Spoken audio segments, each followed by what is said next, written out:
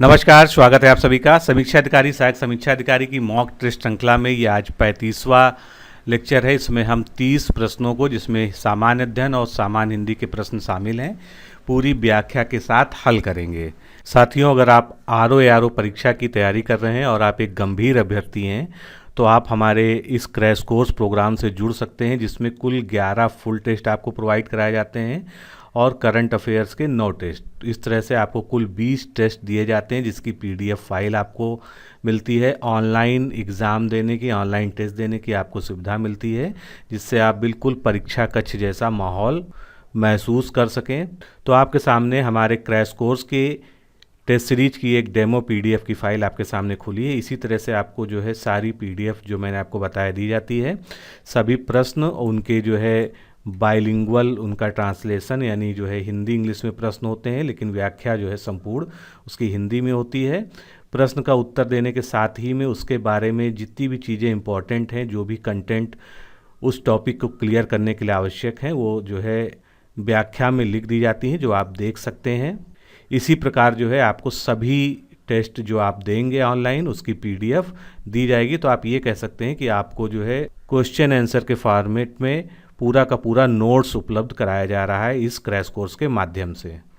तो सबसे पहले आप हमारे इस डेमो टेस्ट की पीडीएफ फाइल को प्राप्त करें। उसका लिंक इस वीडियो के डिस्क्रिप्शन बॉक्स में, साथ ही पिन कमेंट में दिया हुआ है। अगर आपको कोई असुविधा है, आप उसको नहीं ढूंढ पा रहे हैं, तो आप 9506742546 पर कॉल करके मांग सकते हैं। और अगर आप हमारे क्रैश कोर्स से जुड़ना चाहें तो आप ज्वाइन आरओ लिखकर इसी नंबर पर व्हाट्सएप से भेज दीजिए। आपको क्रैश कोर्स से जुड़ने से संबंधित समस्त जानकारी रिप्लाई में दे दी जाएगी। कम से कम समय में सेलेक्टेड मटेरियल के साथ, टारगेटेड अध्ययन सामग्री के साथ और अति संभावित प्रश्न श्रृंखला के माध्यम से आरओ परीक्षा की तैयारी के लिए इससे बेहतर विकल्प शायद ही कहीं उपलब्ध है। अतः अपना निर्णय शीघ्र लें और इस क्रैश कोर्स प्रोग्राम से जुड़ें। चलिए शुरू करते हैं। पहला प्रश्न देखते हैं। निम्नलिखित काव्य पंक्तियों पर विचार कीजिए। यहाँ पर 2 काव्य पंक्तियाँ दी हैं और उसके बारे में हमको ये बताना है कि ये तत्सम है या तद्भव हैं। तो पहला हम पढ़ते हैं। हिमादि तुंग श्रृंग से प्रबुद्ध शुद्ध भारती, स्वयं प्रभा समुज्ज्वला स्वतंत्रता पुकारती। दूसरी पंक्ति है। गोरख जगायो जोग, भगति भगायो लोग। तो पढ़ के ही यहाँ पर स्पष्ट हो जाएगा कि जो पहली काव्य पंक्तियाँ हैं ये किस प्रकार की हैं। ये तत्सम है। इनमें अधिकांश जो है तत्सम शब्दों का इस्तेमाल हुआ है। और जो दूसरा काव्य पंक्तियां हैं इसमें जो है अधिकांश तद्भव शब्दों का प्रयोग हुआ है। तो इस तरह से इसका सही उत्तर क्या हो जाएगा, तत्सम और तद्भव। संस्कृत भाषा के वे मूल शब्द जो हिंदी भाषा में प्रयुक्त हो रहे हैं उन्हें हम तत्सम कहते हैं। तत्सम शब्द अपनी जटिलता के कारण प्रायः बोलचाल की भाषा में कम व लिखित भाषा में अधिक प्रयुक्त होते हैं।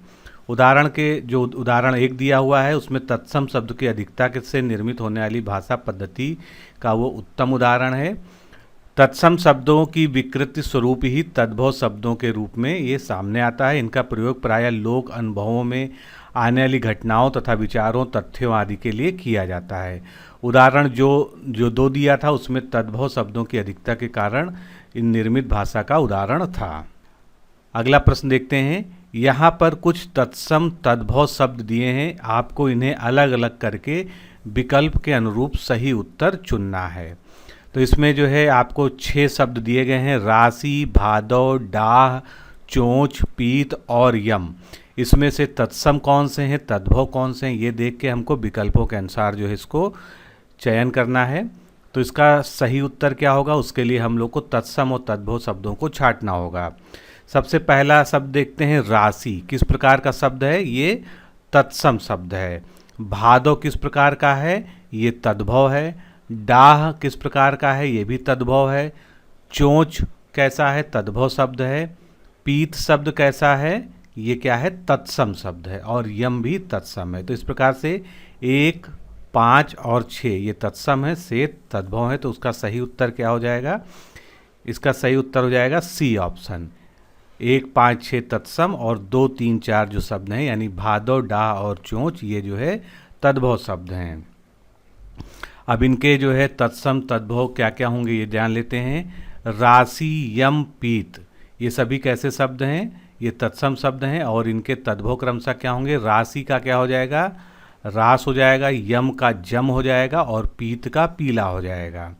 भादो, डाह और चोंच ये सभी कैसे शब्द हैं, तद्भव शब्द हैं। तो भादो का तत्सम भाद्रपद हो जाएगा, डाह का दाह हो जाएगा और चोंच का चंचू हो जाएगा। अगला प्रश्न देखते हैं। सूची 1 में विशेषण दिए हुए हैं और सूची 2 में जो है किस प्रकार से उस विशेषण की रचना हो रही है इसके बारे में बताया गया है। तो इनका हमको आपस में मिलान करना है। तो एक एक करके देखते हैं। विष का विशेषण बना विषैला, तो किस प्रकार से बना, विष क्या है, एक संज्ञा शब्द है, उससे विशेषण बना विषैला, यानी ये संज्ञा से बनने वाला विशेषण है। तुम से विशेषण बना तुम्हारा, तो ये तुम किस प्रकार का शब्द है, ये जो है सर्वनाम होता है और ये सर्वनाम से तुम्हारा बना, यानी इसका पहला ऑप्शन सही होगा। फिर लूटना से लुटेरा, अब लूटना क्या है, लूटना अगर शब्द पे हम ध्यान देंगे तो लूटना जो है एक क्रिया है और उस क्रिया से जो विशेषण बना वो लुटेरा हुआ, तो इस प्रकार इसका मिलान 2 से हो जाएगा। आगे से अगला, आगे क्या है, एक अव्यय शब्द है और इससे विशेषण बन गया अगला, तो इसका मिलान जो है 3 से हो जाएगा। इस तरह से इसका ऑप्शन कौन सा सही हो जाएगा, डी ऑप्शन जो है इसका करेक्ट हो जाएगा। संज्ञा, सर्वनाम, क्रिया तथा अव्यय शब्दों को के साथ प्रत्यय के मेल से जो है विशेषण पद बनते हैं। संज्ञा से विशेषण किस प्रकार से बनते हैं, प्यार से प्यारा, विष से विषैला, समाज से सामाजिक, पुष्प से पुष्पित, जयपुर से जयपुरी, श्रद्धा से श्रद्धालु, गुण से गुणवान, ये सभी संज्ञा से विशेषण के उदाहरण हो गए।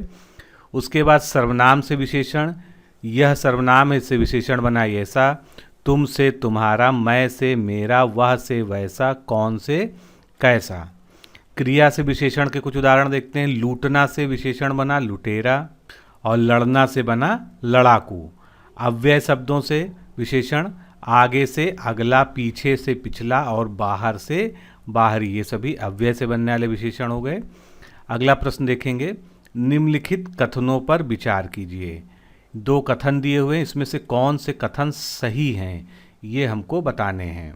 तो व्यक्तिवाचक संज्ञा शब्दों को जब प्रत्यय आदि से जोड़कर विशेषण के रूप में प्रयुक्त करते हैं तो उन्हें हम व्यक्तिवाचक विशेषण कहते हैं। बिल्कुल सही कथन है ये।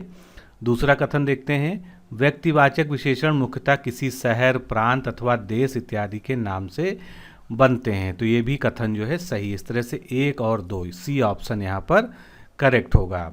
व्यक्तिवाचक विशेषण जो है मुख्यतः किसी शहर, प्रांत अथवा देश इत्यादि के नाम से बनते हैं, जैसे जयपुर से जयपुरी पगड़ी हो गया, बनारस से बनारसी साड़ी, जापान से जो है जापानी मशीन इत्यादि। अगला प्रश्न देखेंगे। निम्नलिखित काव्य पंक्तियों पर विचार कीजिए। ये काव्य पंक्तियाँ दी हैं, इनमें हमको क्या ध्यान देना है, इन पंक्तियों में अनुलोम विलोम शब्दों के कितने युग हैं, यानी हमको ये देखना है कि कितने शब्द आपको ऐसे मिलते हैं जिनका विलोम शब्द भी दिया हो और वो युग्म हमको इसमें पहचानना है। तो एक एक करके पढ़ते हैं। जीवन मरण का संबंध आपके कर्म से होता है, तो पहली पंक्ति में आपको मिला जीवन और मरण, यानी यहाँ पर कितना हो गया, 1 युग्म हो गया। अधर्म करने वाले से कभी धर्म नहीं होता, तो यहाँ पर अधर्म का जो है विलोम क्या हो गया, धर्म, तो ये दूसरा हमको मिल गया। ये जीवन की परंपरा या समय का संयोग है, इसमें कोई भी ऐसा शब्द नहीं है जो एक दूसरे का विपरीतार्थक हो। अगला कि पानी आग का मित्र नहीं होता है, यहाँ पर जो है पानी कभी आग का मित्र नहीं होता है, तो पानी और आग ये एक दूसरे के विलोम हैं। तो इस तरह से हम देखेंगे 3 शब्द विलोम ऐसे हैं जो युग में हैं और एक दूसरे के परस्पर विलोम शब्द हैं। पहली पंक्ति में जीवन मरण, दूसरी में धर्म अधर्म, तीसरी में आग और पानी। अगला प्रश्न देखते हैं। उत्थान पतन और निंदवंद, इनमें क्या करना है हमको, विलोम की दृष्टि से उपयुक्त में से कौन से युग्म सही हैं। तो उत्थान का विलोम क्या होता है, पतन, ठीक है बिल्कुल। निंद का विलोम वंद्य होता है, बिल्कुल सही है। तो इस तरह से दोनों ही जो है विलोम की दृष्टि से सही युग्म है, 1 और 2 दोनों ही सही होगा, सी ऑप्शन इसमें करेक्ट है। आगे चलते हैं, अगला देखते हैं। निम्नलिखित शब्द वर्तनी की दृष्टि से अशुद्ध हैं, यानी जो जुखाम, संगठन, मेघनाद और पुण्य, ये चारों ही शब्द जो है वर्तनी की दृष्टि से अशुद्ध हैं। लेकिन हमको इसमें करना क्या है, आपको पता करना है कि इन शब्दों की अशुद्ध वर्तनी का प्रकार कौन सा है, किस प्रकार से ये अशुद्ध हैं। तो जुखाम, जुखाम की जगह क्या होना चाहिए था यहाँ पर, जुकाम, यानी यहाँ पर वर्ण की दिक्कत है। संगठन में टा की जगह ठा आना चाहिए था, इसी तरह गा की जगह धा आना चाहिए था मेघनाथ में। तो अगर हम देखें तो इसमें जो है ऑप्शन कौन सा सही होगा, ए। इसमें वर्ण का जो है परिवर्तन हो गया है, यानी जो अक्षर जहाँ पर लिखा होना चाहिए था उसका जो है उल्टा कुछ ना कुछ वहाँ लिखा है। तो वर्ण परिवर्तन, किसी वर्तनी में किसी वर्ण के स्थान पर दूसरा वर्ण लिख देने पर वर्तनी अशुद्ध होती है। उपरोक्त सभी शब्दों की वर्तनी वर्ण परिवर्तन के कारण अशुद्ध हुई है। अब यहाँ पर देख लेते हैं जुखाम, तो सही क्या है, जुकाम है। संगठन की जगह संगठन शब्द सही होगा। मेघनाद, गा की जगह धा आना चाहिए और पुण्य ना की जगह आधा अड़ा आना चाहिए। तो इस तरह से अब कुछ और भी इस तरह के वर्तनी अशुद्धि के कारण क्या क्या होते हैं, वर्ण क्रम भंग। इस प्रकार की वर्तनी अशुद्धि में किसी वर्ण का क्रम आगे या पीछे हो जाने पर वर्तनी अशुद्ध हो जाती है। जैसे आलम, तो आलम की जगह सही शब्द क्या होना चाहिए, अमल होना चाहिए। मतबल की जगह मतलब होना चाहिए। संयुक्ताक्षर संबंधी अशुद्धियां कैसे होती हैं, सही व उपयुक्त संयुक्ताक्षर का प्रयोग न करने पर वर्तनी अशुद्ध हो जाती है। जैसे कबड्डी लिखा है यहाँ पर, जबकि क्या होना चाहिए, कबड्डी होना चाहिए। फिर पद्य की जगह पद्य होना चाहिए। संधि संबंधी भी अशुद्धियाँ होती हैं, जैसे उपरोक्त की जगह उपर्युक्त शब्द सही होता है, तदोपरांत की जगह तदुपरांत शब्द सही होता है। अगला प्रश्न देखेंगे, निम्नलिखित में से अशुद्ध वाक्यों की पहचान कीजिए। 3 वाक्य हैं आपके सामने, इसमें से कौन सा वाक्य अशुद्ध है ये हमको बताना है। एक एक करके देखते हैं।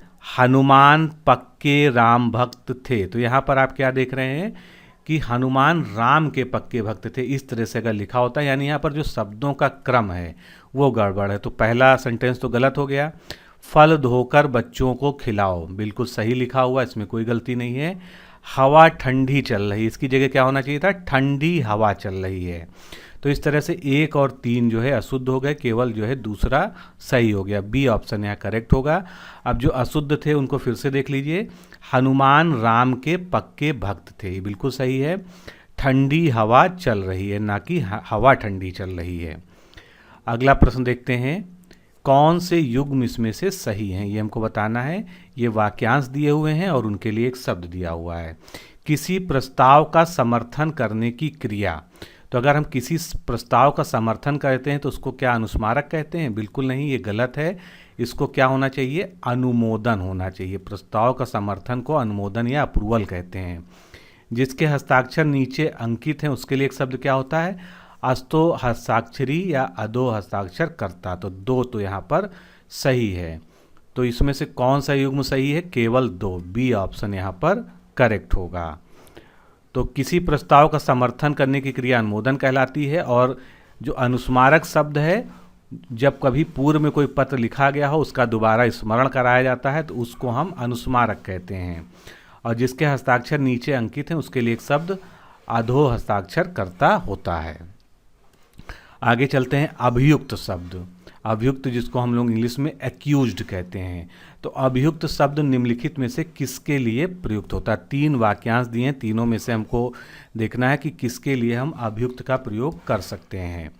जिस पर आपराधिक मुकदमा चल रहा हो उसको भी अभियुक्त कहेंगे, बिल्कुल ठीक है। जिस पर अपराध करने का आरोप लगाया गया हो उसको भी अभियुक्त कहेंगे। और जिस पर अभियोग लगाया गया हो ये उसको भी हम अभियुक्त कहेंगे। तो देखेंगे तो हम तीनों ही वाक्यांशों के लिए अभियुक्त शब्द जो है बिल्कुल उपयुक्त है। तो डी ऑप्शन जो है यहाँ पर करेक्ट होगा। आगे चलते हैं, अगला प्रश्न, मोसक व मूसक किसके पर्यायवाची शब्द हैं। तो आपके सामने जो है चोर और चूहा, इन्हीं में से आपको देखना है। तो मोसक और मूसक जो है आपने सुना होगा, मोसक किसका पर्यायवाची होता है, चोर का होता है, और मूसक जो है चूहा का होता है। तो क्रमशः अगर हम देखेंगे तो ए ऑप्शन जो है यहाँ पर करेक्ट होगा। मोसक चोर का पर्यायवाची और मूसक जो है चूहा का पर्यायवाची। चोर के अन्य पर्यायवाची हैं तस्कर, दस्यु, रजनीचर, कुंभिल, साहसिक, खनक। चूहा के उदुर, मूसा, मूसक और मुस्टा। अगला प्रश्न देखते हैं, गजेंद्र, मतंग व फील ये किसके पर्यायवाची हैं? किसी एक पर्वत के, किसी एक पशु विशेष के, एक ईश्वर का नाम है, या एक पक्षी के जो है सभी पर्यायवाची हैं? तो गजेंद्र से आप समझ गए होंगे कि ये हाथी के पर्यायवाची हैं। गजेंद्र, मतंग व फील जो है एक पशु विशेष के पर्यायवाची हैं। तो गजेंद्र, मतंग व फील सभी हाथी के पर्यायवाची हैं। गाय के पर्यायवाची गऊ, गैया, धेनु होते हैं। गधा के खर, धूसर, गर्दभ, चक्रीवान, रासब, बेसर और बैसाख नंदन। गीदड़ के पर्यायवाची जम्बुक, सियार व श्रृंगाल। ग्राह के पर्यायवाची शब्द मगरमच्छ, घड़ियाल, झसराज और मगर। घोड़ा का पर्यायवाची प्रायः पूछा जाता है, तुरंग, है, अश्व, घोटक। बंदर के पर्यायवाची हरि, शाखा मृग, वानर, कपीस, मरकट, कपि और कीस। सिंह के पर्यायवाची नाहर, शेर, मृगराज, मृगेंद्र, केहरि, केसरी। मृग के पर्यायवाची हिरण, सारंग और कृष्णसार। अगला प्रश्न देखेंगे, निम्नलिखित में से कौन सी भारतीय संविधान की संघीय विशेषता है? यानी फेडरल उसका जो है कैरेक्टरिस्टिक है। भारतीय संविधान के संदर्भ में बात हो रही है, तो इसमें से हमको छांटना होगा कि कौन कौन सी जो है भारत की संघीय विशेषताएं हैं। तो संविधान की सर्वोच्चता, ये जो है संघीय प्रकार का जो संविधान होता है उसकी एक जो है मूलभूत विशेषता है। उसके अलावा स्वतंत्र न्यायपालिका, ये भी जो है संघीय सरकार की या संघीय शासन की एक विशेषता होती है। एकल नागरिकता और एकल संविधान, ये जो है संघीय शासन की विशेषता नहीं होती। तो इस तरह से बी ऑप्शन जो है यहाँ पर करेक्ट होगा। अब यहाँ पर जो है संविधान की कुछ संघीय विशेषताएं और एकात्मक विशेषताओं को हम अलग अलग तुलनात्मक रूप से देख लेते हैं। संघीय विशेषता में द्वैध राज पद्धति होती है, यानी यहाँ पर जो है राज्य में भी सरकारें होती हैं और केंद्र सरकार भी होती है। और एकात्म में जो है एकीकृत न्यायपालिका आती है। शक्तियों का विभाजन होता है संघीय में। कठोर संविधान होता है, स्वतंत्र न्यायपालिका होती है, लिखित संविधान होता है, द्विसदनीय विधायिका होती है संघीय सरकार में, और संविधान की सर्वोच्चता होती है। और एकात्म में जो है सशक्त केंद्र होता है, राज्य अनश्वर नहीं होता है, ये सिद्धांत होता है। एकल नागरिकता, आपका आपातकालीन प्रावधान, संविधान का लचीलापन होता है और एकल संविधान, ये सभी जो है एकात्म विशेषताएं हैं। अगला प्रश्न देखेंगे, राष्ट्रपति की जो क्षमादान की शक्तियां हैं वो कॉलम 1 में दी हैं और उससे संबंधित प्राविधान जो है कॉलम 2 में दिए हैं। इसका हमको सुमेलन करना है। तो परिहार किसे कहते हैं ये हमको पता होना चाहिए। तो परिहार कहते हैं दंड की प्रकृति में बिना कोई परिवर्तन किए उसकी अवधि को कम कर देना, ये जो है परिहार कहलाता है। प्रविलंबन, प्रविलंबन पे आते हैं, किसी दंडादेश विशेषकर जो मृत्युदंड होता है इस पर अस्थायी रूप से रोक लगा देना, यानी उसको विलंबित कर देना, उसको कुछ समय के लिए टाल देना, ये प्रविलंबन हो गया। क्षमादान की जो शक्ति होती है दोषी को सभी दंडादेशों व निरहरताओं से पूर्ण रूप से मुक्त कर देना, ये क्षमा करना कहलाता है। तो ए ऑप्शन जो है यहाँ पर सुमेलन में सही हो जाएगा। परिहार का अर्थ है दंड की प्रवृत्ति में बिना कोई परिवर्तन किए उसकी अवधि को कम करना। प्रविलंबन का अर्थ है किसी दंडादेश विशेषकर मृत्युदंड पर अस्थायी रूप से रोक लगाना। क्षमा में राष्ट्रपति को प्राप्त इस विशेषण शक्ति के तहत दंड व बंदीकरण दोनों को हटाया जा सकता है तथा दोषी व्यक्ति को सभी दंडादेशों व निरहरताओं से पूर्ण रूप से मुक्त कर दिया जाता है। लघुकरण का अर्थ है दंड की प्रवृत्ति को बदलना। विराम कर देना, यानी इसका अर्थ है किसी दोषी को मूलतः दी गई सजा को किन्हीं विशेष परिस्थिति के कारण कम कर दिया जाए। आगे चलते हैं, अगला प्रश्न, निम्नलिखित में से एकेश्वरवादी संत या संतों की पहचान कीजिए जिन्होंने एक ईश्वरवाद में जो है विश्वास किया था। ऐसे संत और संतों को जो है इसमें से हमको छांटना है, यानी उनके हिसाब से ईश्वर एक है, यानी वो जो है निराकार रूप में अगुण शाखा में विश्वास रखते थे। तो कबीर हो गए इसके एक प्रमुख उदाहरण, रैदास हो गए और गुरु नानक हो गए। तुलसीदास जो है सगुण शाखा के उपासक थे और राम भक्ति के जो है। तो इस तरह से 1, 3 और 4 यानी डी ऑप्शन जो है हमारा करेक्ट होगा। एकेश्वरवाद से तात्पर्य है एक ईश्वर को मानने से। कबीर, नानक, रैदास तीनों ही एकेश्वरवादी संत हैं, जबकि तुलसीदास जो है एकेश्वरवादी नहीं थे। तुलसीदास जी ने सगुण भक्ति के द्वारा राम की उपासना पर सर्वाधिक बल दिया था। अगला प्रश्न देखते हैं, भारतीय इतिहास के भक्ति आंदोलन के संदर्भ में निम्नलिखित कथनों में से सत्य कथनों की पहचान कीजिए। कौन कौन से कथन इसमें सही हैं, ये हमको इसमें बताना है। पहला कथन हम पढ़ते हैं, भक्ति आंदोलन के प्रसिद्ध संत सूरदास तुलसीदास के समकालीन थे। तो ये क्या ये कथन सही है कि सूरदास और तुलसीदास जो है एक दूसरे के समकालीन थे? तो बिल्कुल सही कथन है। एक तो यहाँ पर सही हो गया। दूसरा, निपक्ष संप्रदाय के प्रवर्तक हितहरि वंश थे। ये कथन जो है बिल्कुल गलत है, इसके बारे में डिटेल हम देखते हैं। अचिंत्य भेदवाद, ये भी जो है एक मत था, इसका संबंध जो है चैतन्य महाप्रभु से था। ये कथन जो है सही है। तो इस तरह से 1 व 3 यहाँ पर सही हैं।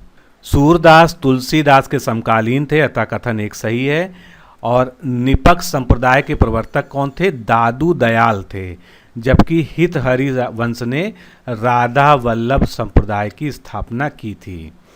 अचिंत्य भेदवाद के संबंध जो है चैतन्य महाप्रभु से है। आगे चलते हैं, अगला प्रश्न देखते हैं, निम्नलिखित कथनों में से कौन सा कथन असत्य है? कोशिकाओं में अणुओं का यातायात प्रबंधन गाल्जी काय के द्वारा संपादित होता है। बिल्कुल सही कथन है ये। स्वाइन फ्लू एक विषाणु जनित यानी एक वायरल डिजीज़ है, ये भी कथन सही है। डेंगू विषाणु से होने वाला रोग है जो कि मादा एनाफिलीज से काटने से होता है। ये कैसा कथन है? ये गलत कथन है, क्योंकि विषाणु से तो डेंगू होता है, लेकिन जो मच्छर का नाम दिया है वो यहाँ पर गलत है। चिकन पॉक्स अति संक्रामक रोग है जिसे वैरिसेला नाम से भी जाना जाता है। ये भी कथन जो है सही है। तो इसका सही उत्तर क्या हो गया? सी, क्योंकि यही जो है इसमें अकेला गलत है। डेंगू एक विषाणु जनित रोग है, वायरल रोग है, जो कि मादा एडीज क्यूलेक्स मच्छर के द्वारा फैलता है। इसमें हड्डियों एवं जोड़ों में भयंकर पीड़ा तथा तेज बुखार होता है। इससे पीड़ित व्यक्ति में प्लेटलेट्स की संख्या लगातार कम होती जाती है और इस ज्वर को हड्डी तोड़ ज्वर भी कहते हैं। आगे चलते हैं, एक कैटेगरी है कि दूषित जल के कारण जो है जो रोगजनक जीव होते हैं वो कौन कौन से होते हैं, उनके द्वारा कौन कौन सी बीमारियां होती हैं। तो विषाणु के द्वारा जो खासकर जो है दूषित जल की वजह से, प्रदूषित जल की वजह से फैलता है, वो रोग हैं पीलिया, पोलियो, गैस्ट्रोइंटेराइटिस, जुकाम, संक्रामक यकृतशोथ और चेचक। जीवाणुओं के द्वारा अतिसार, पेचिस, मियादी बुखार जिसको हम वायरल फीवर कहते हैं, अतिज्वर, हैजा, कुकुर खांसी जिसको पर्ट्यूसिस कहते हैं, सुजाक, उपदंश, जठरांत शोथ, प्रवाहिका और क्षय रोग जिसको हम टीबी कहते हैं। प्रोटोजोआ के द्वारा पायरिया, पेचिस, निद्रा रोग जिसको स्लीपिंग सिकनेस कहते हैं, मलेरिया, अमीबियोसिस और जियार्डियोसिस। कृमियों के द्वारा यानी जो वर्म के द्वारा फैलते हैं उसमें फाइलेरिया, हाइटेडिड सिस्ट रोग, ये सभी जो है प्रमुख हैं जो कि दूषित जल के कारण फैलने वाले रोग हैं। विषाणु के बारे में हमने बात की थी, तो विषाणु के बारे में कुछ इंपॉर्टेंट फैक्ट्स हम जान लेते हैं। विषाणु अति सूक्ष्म परजीवी होते हैं, पैरासाइट होते हैं, अकोशिकीय होते हैं यानी इनमें कोई भी कोशिका नहीं होती है, और विशेष रूप से ये न्यूक्लियो प्रोटीन के बने होते हैं यानी न्यूक्लिक एसिड प्लस प्रोटीन से बने होते हैं।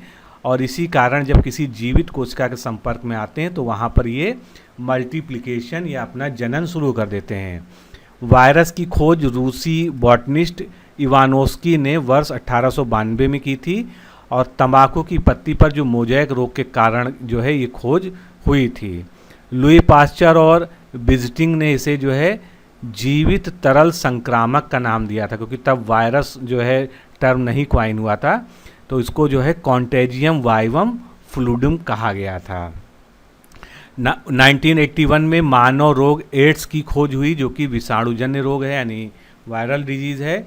एड्स के विषाणु को वर्ष 1986 में मानव प्रतिरक्षा अपूर्णता वायरस यानी ह्यूमन इम्यूनोडिफिशियंसी सिंड्रोम वायरस का नाम दिया गया। विषाणुओं के अध्ययन को जो है क्या कहते हैं? वायरोलॉजी कहते हैं। विषाणु रचना में प्रोटीन के आवरण से घुरा एक न्यूक्लिक एसिड होता है, यानी जो है इस तरह से अगर हम जो है टीएमवी की बात करें तो इस तरह से होता है जिसके अंदर जो है डीएनए या आरएनए होगा, बाहर जो है क्या होगा? प्रोटीन की उसकी खोल होगी। वायरस में न्यूक्लिक एसिड आरएनए या डीएनए दोनों में से एक कोई भी हो सकता है। न्यूक्लिक अम्ल विरियॉन का 6% भाग बनाता है और प्रोटीन कवच जो है अक्सर एक पतली पूंछ के रूप में होता है। अगला प्रश्न देखते हैं। मान लीजिए कि आप भारी बारिश में हिमालयी क्षेत्र में किसी स्थान पर फंसे हैं। आपको सिर छिपाने के लिए छत तो मिल गई, पर भारी बारिश के चलते भीगे पेड़ों से आग जलाने के लिए सूखी लकड़ी नहीं मिलती है।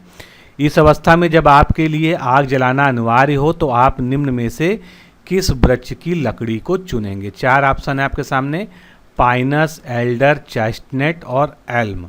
यानी आपको ये देखना है कि गीला होने के बाद भी ऐसी कौन सी लकड़ी है जो इसमें से जल जाएगी। तो इसका सही उत्तर क्या होगा? पाइनस। पाइनस में जो है एक तरह का ऐसा जो है आग पकड़ने वाला पदार्थ पाया जाता है जिसके कारण ये जलने लगता है। तो पाइनस के पेड़ में जो उसकी लकड़ी होती है उसमें प्राकृतिक रूप से एक प्रकार का ज्वलनशील पदार्थ पाया जाता है। पानी में भीगे होने से भी इसकी लकड़ी को आसानी से जलाया जा सकता है। अगला प्रश्न देखते हैं, कथन और कारण के रूप में है। कथन क्या कहता है? प्रायः चंद्र ग्रहण अमावस्या को तथा सूर्य ग्रहण पूर्णिमा को घटित होता है। तो क्या ऐसा संभव है या ये सही है? बिल्कुल गलत है, उल्टा दिया हुआ है। कारण, पूर्ण चंद्र ग्रहण की स्थिति में सूर्य की परिधीय अधिकों में हीरे वलय की स्थिति बनती है। तो हीरक वलय जो है पूर्ण चंद्र ग्रहण में ना होकर पूर्ण सूर्य ग्रहण में होता है। तो ये कारण भी इसका गलत दिया है, यानी कथन और कारण दोनों ही गलत हैं। अब इसको थोड़ा डिटेल में जानते हैं। सामान्यतः चंद्र ग्रहण पूर्णिमा को तथा सूर्य ग्रहण अमावस्या को घटित होता है। इसको याद रखिएगा, इस तरह के प्रश्न कई बार कंफ्यूज करने के लिए पूछे गए हैं। तो सामान्य रूप से चंद्र ग्रहण पूर्णिमा को और सूर्य ग्रहण अमावस्या को ही घटित होता है। पूर्ण सूर्य ग्रहण की स्थिति में सूर्य के परिधीय क्षेत्र में हीरक वलय यानी जो है डायमंड रिंग जिसे हम इंग्लिश में कहते हैं, हीरक वलय की स्थिति बनती है, जिसके लिए चंद्रमा की सतह का खुरदुरा होना उत्तरदायी है। अगला प्रश्न देखते हैं, निम्नलिखित कथनों में से कौन सा कथन सही है? सूर्य की ऊर्जा का स्रोत नाभिकीय विखंडन की प्रक्रिया है। क्या ये कथन सही है? बिल्कुल सही नहीं है, क्योंकि नाभिकीय विखंडन की जगह नाभिकीय संलयन होता है सूर्य की ऊर्जा के लिए। सूर्य द्वारा सौरमंडल का लगभग 50% भाग निर्मित है, ये भी कथन गलत है।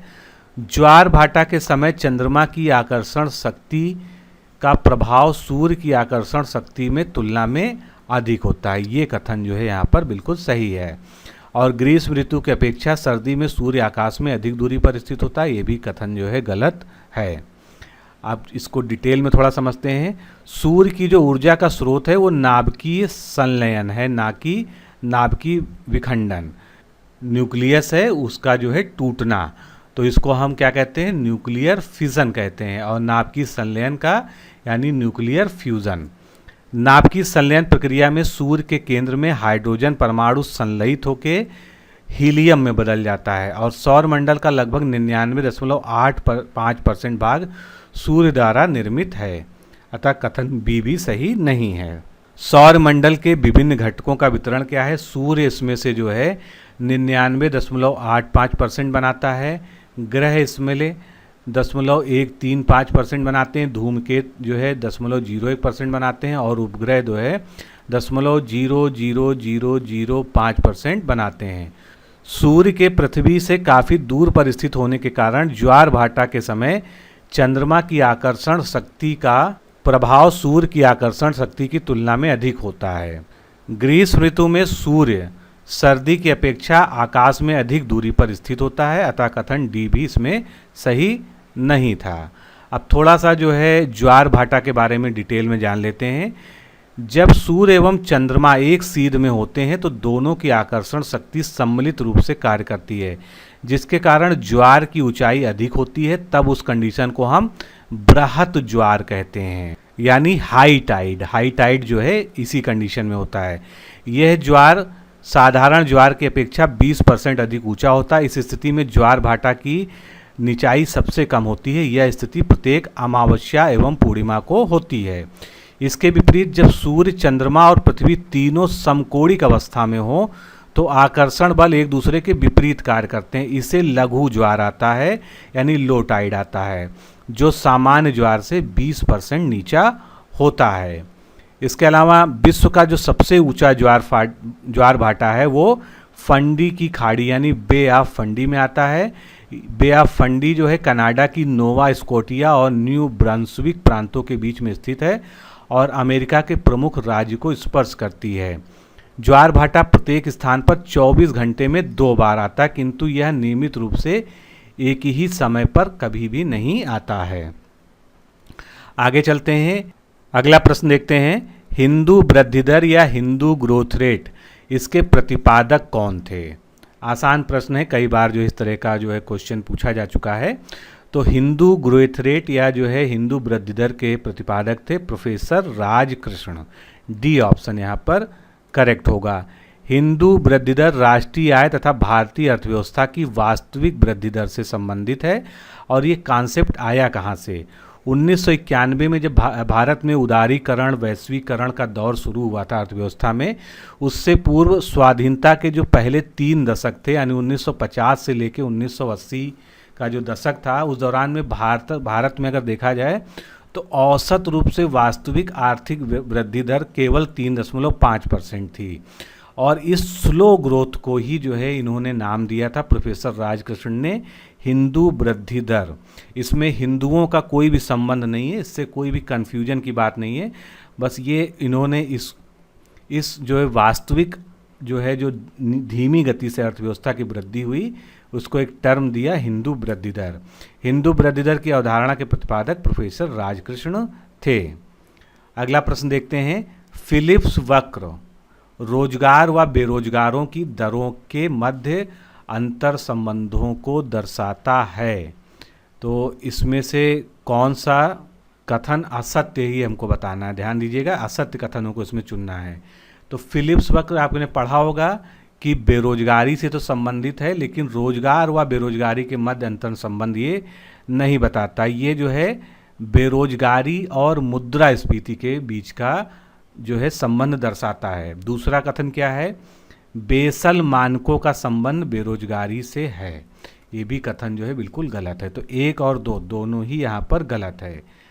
थोड़ा सा इसके बारे में डिटेल में जानते हैं। फिलिप्स वक्र का प्रयोग बेरोजगारी की दर व मुद्रास्फीति की दर के संबंध में संबंध बताने में किया जाता है। इसे ब्रिटेन के एक अर्थशास्त्री थे A.W. फिलिप्स, उन्हीं के नाम पर जो है फिलिप्स वक्र कहा गया, उन्हीं के द्वारा इसका प्रतिपादन किया गया था। बेसल की बात करें तो 1974 में जर्मन बैंक ऑफ स्टेट के विफल होने के उपरांत 100 देशों ने पूंजीगत बैंकों और गैर बैंकिंग मानकीकृत नियमों के मुद्दे पर लग्जमबर्ग में एक साथ मिलकर 1974 में बैंक फॉर इंटरनेशनल सेटलमेंट के तत्वाधान में basal committee of banking supervision का गठन किया था। इसे ही बेसल मानक कहा जाता है। तो ये बैंकिंग से संबंधित जो है कुछ स्टैंडर्ड्स होते हैं जिनको हम बेसल मानक कहते हैं। फिलिप्स वक्र की तरह ही लॉरेंज वक्र है। लॉरेंज वक्र भी प्रायः पूछा जाता है। तो लॉरेंज वक्र का प्रतिपादन अमेरिकी अर्थशास्त्री डॉक्टर मैक्स लॉरेंज के द्वारा किया गया था। लॉरेंज वक्र संपदा के वितरण यानी जो संपत्ति है उसका वितरण का ग्राफ के रूप में प्रदर्शन करता है, जिसमें एक सीधी तिर्यक रेखा संपदा के वितरण की पूर्ण समानता को प्रदर्शित करती है। लॉरेंज वक्र उसके नीचे होता है जो आय का वास्तविक वितरण दिखाता है। आप यहाँ पर देख सकते हैं कि जो आय का वास्तविक वितरण है वो इस लाइन से दिखाया जाता है और संपदा का जो वितरण है वो इस तरह से यहाँ पर दिखाया गया है। और सीधी रेखा और जो वक्र रेखा यानी जो मुड़ी हुई रेखा, इसके बीच का जो अंतर होता है ये संपदा वितरण की असमानता को दर्शाता है, जिसकी व्याख्या गिनी गुणांक के द्वारा की जाती है। यानी इनमें जो भी अंतर है वास्तविक वितरण में और आभासी वितरण में, दोनों में जो है जो अंतर है उसको हम गिनी गुणांक से मापते हैं और ये आय की असमान वितरण को दर्शाता है। आगे चलते हैं। अब गिनी गुणांक की हमने बात की तो इसके बारे में भी जानते हैं। गिनी कोफिशिएंट या गिनी गुणांक को वर्ष 1912 में इटालियन सांख्यविद कोरोडो गिनी ने विकसित किया था। ये गुणांक आय के वितरण की विषमता की माप की सबसे प्रचलित विधि है जो आय के प्रत्येक युग्म के बीच आय का अंतर माप करती है। ये वास्तविक लॉरेंज वक्र तथा निरपेक्ष रेखा के बीच क्षेत्रफल तथा निरपेक्ष समता के नीचे संपूर्ण क्षेत्र के बीच का अनुपात प्रदर्शित करती है। गिनी गुणांक का अधिकतम मूल्य 1 के बराबर होगा तथा न्यूनतम मूल्य 0 के बराबर होगा। ये भी प्रश्न पूछा जा चुका है कि गिनी गुणांक का अधिकतम मूल्य कितना होता है, मूल्य 1 के बराबर होता है, और न्यूनतम मूल्य कितना होता है, 0 होता है। गिनी गुणांक में यदि 100 से गुणा कर दें तो हम गिनी सूचकांक प्राप्त कर सकते हैं। तो ये इसका फार्मूला है गिनी गुणांक का। छायांकित क्षेत्रफल, छायांकित क्षेत्रफल का अर्थ ये है जो हमने यहाँ पर जो है इसको दिखाया, ये छायांकित क्षेत्रफल हो गया। और समता रेखा के नीचे का जो है पूरा जो क्षेत्रफल है ये जो है, तो इसका जो अंतर है या इसका जो औसत है उसको हम गिनी गुणांक के द्वारा मापते हैं। आगे चलते हैं। हाल ही में बॉलीवुड के प्रसिद्ध अभिनेता इरफान खान का 54 वर्ष की आयु में 29 अप्रैल 2020 को निधन हो गया है। उनके संबंध में कुछ कथन दिए हैं जिसमें से हमको बताना है कि कौन कौन से कथन इसमें सही हैं। इरफान खान का जन्म 7 फरवरी 1967 को मुंबई में हुआ था। तो डेट ऑफ बर्थ तो सही है, लेकिन मुंबई की जगह कहाँ पर उनका जन्म हुआ था, राजस्थान में हुआ था, इसलिए पहला कथन तो गलत हो गया। बड़े पर्दे पर इरफान खान की फिल्मी करियर 1988 में मीरा नायर की सलाम बॉम्बे से शुरू हुआ था, ये कथन सही है। वर्ष 2012 में आई फिल्म पान सिंह तोमर के लिए इरफान खान को बेस्ट एक्टर का नेशनल अवार्ड मिला था, ये भी कथन सही है। तो बी ऑप्शन सही होगा, 2 और 3 इसमें सही है। इरफान खान के बारे में कुछ और जो है तथ्य हैं। इरफान अपने शुरुआती दिनों में अभिनेता की जगह क्रिकेटर बनना चाहते थे और 23 वर्ष की आयु में उन्हें प्रथम श्रेणी के क्रिकेट टीम में चयनित भी किया गया था, पर कुछ आर्थिक समस्याओं के कारण वह टीम से नहीं जुड़ पाए। 1984 में नेशनल स्कूल ऑफ ड्रामा में अध्ययन के लिए उन्होंने छात्रवृत्ति प्राप्त हुई तथा वहीं से उन्होंने अभिनय का प्रशिक्षण लिया था। 1990 के दशक में नीरजा गुलेरी के लोकप्रिय धारावाहिक चंद्रकांता से उन्हें पहचान मिली। बड़े पर्दे पर इरफान की फिल्मी करियर 1988 में मीरा नायर की फिल्म सलाम बॉम्बे से शुरू होता है। उन्होंने कई सुपरहिट फिल्में दी। वर्ष 2012 में आई पान सिंह तोमर के लिए उन्हें बेस्ट एक्टर का नेशनल अवार्ड मिला था। आगे चलते हैं, अगला प्रश्न देखते हैं। हाल ही में 1 फरवरी 2020 को राष्ट्रमंडल में आधिकारिक रूप से कौन सा देश पुनः शामिल हो गया, यानी जो हट गया था और फिर से जो है शामिल हो गया, तो वो देश कौन सा है, मालदीव। सी ऑप्शन जो है यहाँ पर सही होगा। मालदीव को राष्ट्रमंडल यानी कॉमनवेल्थ में आधिकारिक रूप से 1 फरवरी 2020 को पुनः शामिल कर लिया गया। मालदीव लगभग 3 वर्ष पहले मानवाधिकार के मुद्दे पर राष्ट्रमंडल से अलग हो गया था। राष्ट्रमंडल उन देशों का समूह है जो अतीत में कभी न कभी जो है ब्रिटेन के उपनिवेश या कॉलोनी रहे हैं।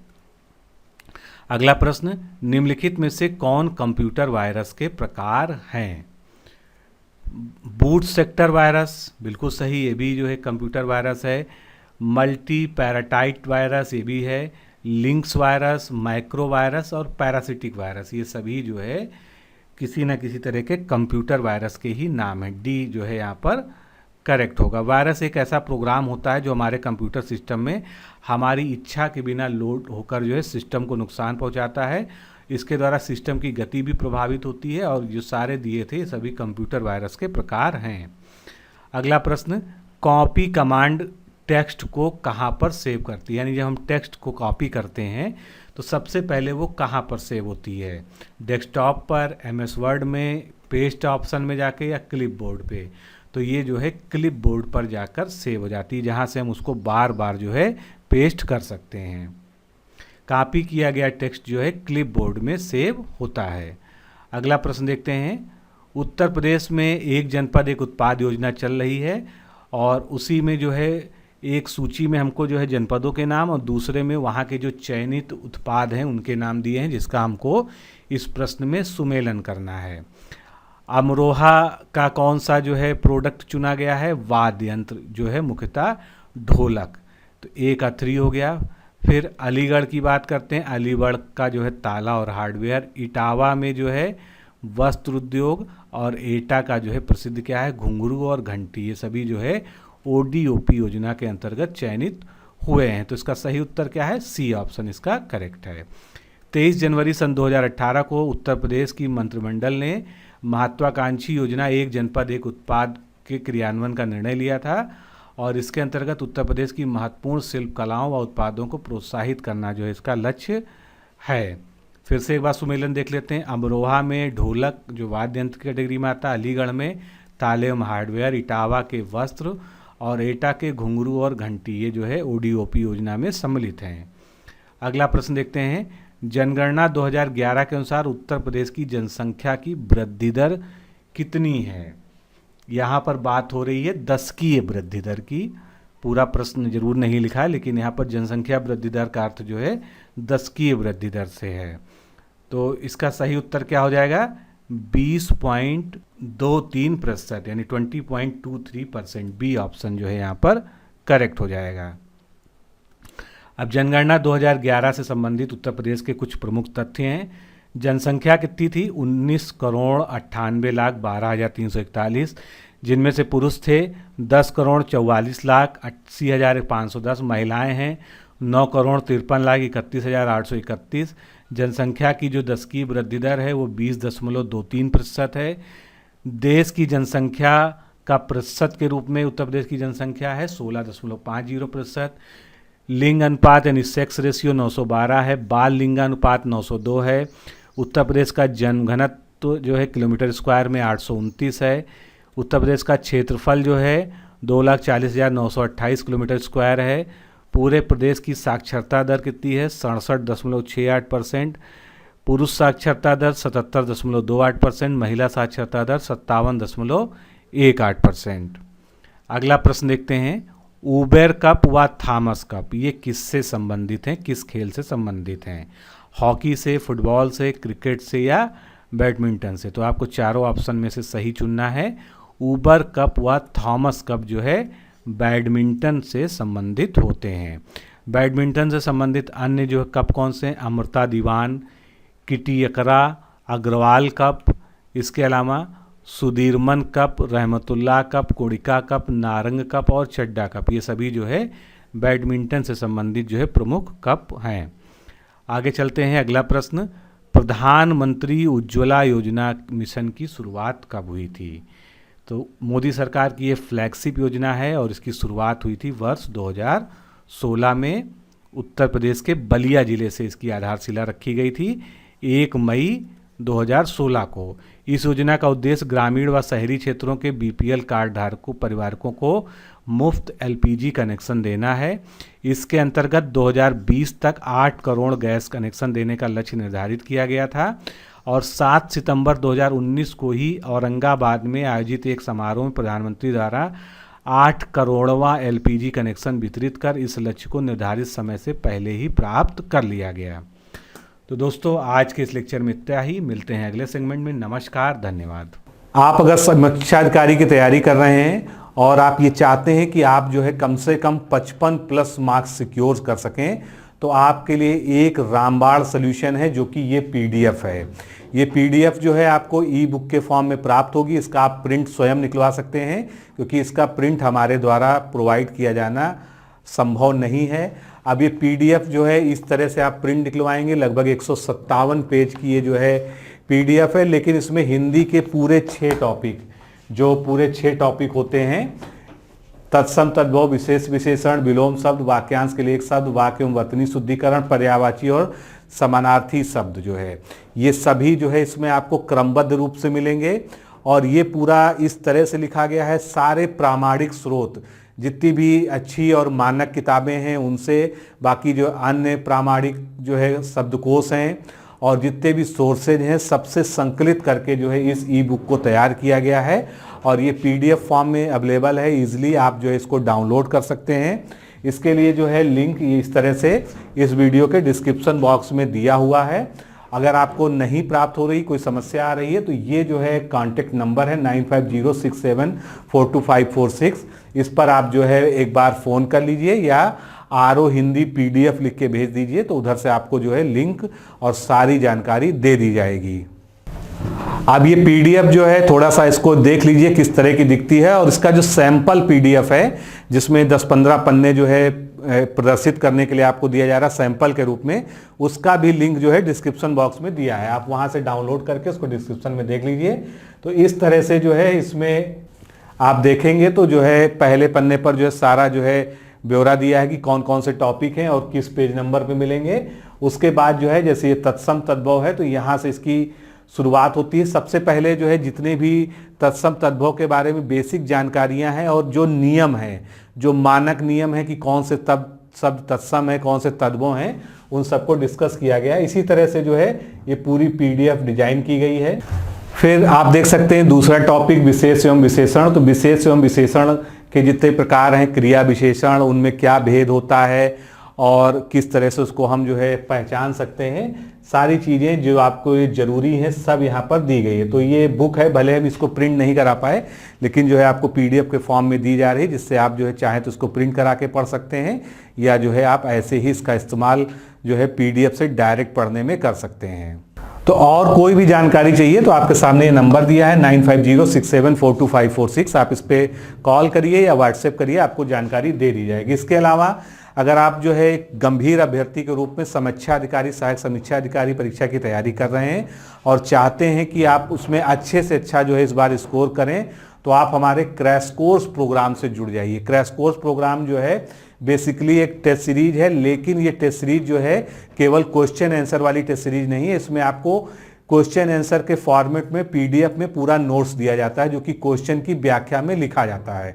अब ये नोट्स किस तरह के हैं, इसके लिए आप जो है सबसे पहले हमारे टेस्ट सीरीज की जो है सैंपल पीडीएफ को इस वीडियो के डिस्क्रिप्शन में दिया हुआ है, उसको डाउनलोड कर लीजिए। अगर नहीं प्राप्त होता है तो आपको इसी नंबर पर ज्वाइन आरओ लिखना है और व्हाट्सएप कर देना है किस पर, 9506742546 पर।